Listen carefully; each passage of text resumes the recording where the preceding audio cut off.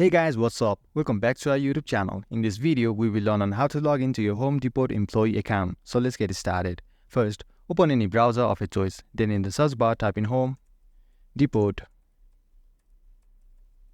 employee login. Then hit enter. Then tap on the website having this URL. And now you need to provide a valid store ID, your user ID, and your password to log into your account. So type a valid store ID in the text field given for it.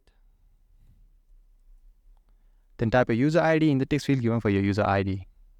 Now provide your password in the text field given for your password.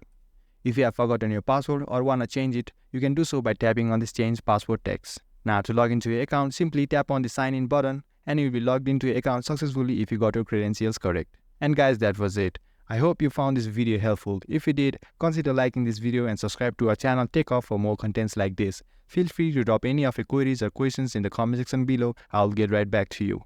Thanks for watching and see you in next video.